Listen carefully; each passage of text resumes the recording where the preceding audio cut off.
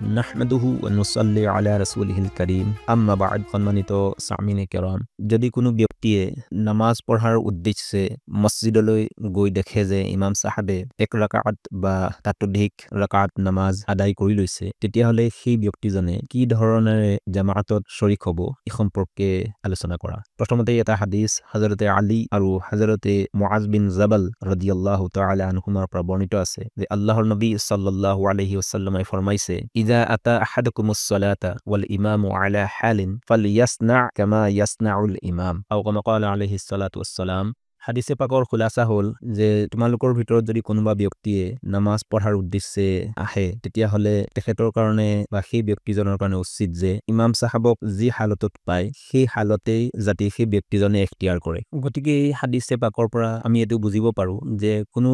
ব্যক্তিয়ে যেতিয়াই মছজিদত গৈ দেখে যে ইমাম সাহাবে রুকু অৱস্থাত আছে তেতিয়ালে সেই ব্যক্তিজনে তাকবীৰাত তাহৰিমা কৈ পেলাই ৰুকুত যাবগে আৰু তেতিয়া সেই ব্যক্তিজনৰ কাৰণে সেই ৰাকাতটো সুমাৰ হৈ যাব যেহেতু তেওঁৰ ৰুকু পাই গল কিন্তু কেতিয়াবা এনেকুৱাও দেখা যায় যে সেই নামাজি ব্যক্তিজনে যেতিয়া দেখে যে মছজিদত ইমাম সাহাবে ৰুকুৰ পৰা উঠি গল বা সিজদাহৰ অৱস্থাত আছে বা অন্যান্য কোনো বেলেগ হালতত আছে তেতিয়াহলে সেই ব্যক্তিজনে অপেক্ষা কৰি থাকে যেতিয়ালৈকে ইমাম সাহাবে দ্বিতীয় ৰাকাত বা পিছৰ ৰাকাতৰ কাৰণে খাৰা নোহোৱালৈকে গতিকে আমি নজনাৰ কাৰণে এনেকুৱা ধৰণৰ নেক আমল বিলাকৰ পৰা বঞ্চিত হওঁ যেহেতু ৰাকাতটো চাহে নাপাওই কিয়নো ৰুকু যেহেতু নাপালো তথাপিও যদি ইমাম সাহাব সিজদাৰ অৱস্থাত থাকে তেতিয়াহলে আমাৰ কাৰণে উচিত যে আমি লগালগে সিজদাৰ অৱস্থাত তাকবীৰাত তাহৰিমা কৈ পেলাই সিজদাৰ অৱস্থাত যামগে যিটো নিয়মত আমি সিজদাহত যাওঁ সেই নিয়মেৰে হৈতে কিয়নো আল্লাহ পাকে কোন ব্যক্তিক কোন সময়ত কোনটো হালতত মাফ কৰি দিয়ে হেতু আল্লাহ পাকেহে জানে গতিকে যিটো সিজদাহ নকৰি পেলাই আমি ৰৈ থাকিলো ইমাম সাহাবে পুনৰবাৰ খাৰা হবৰ কাৰণে কিজানি সেই সিজদাহটোৱে আল্লাহ পাকে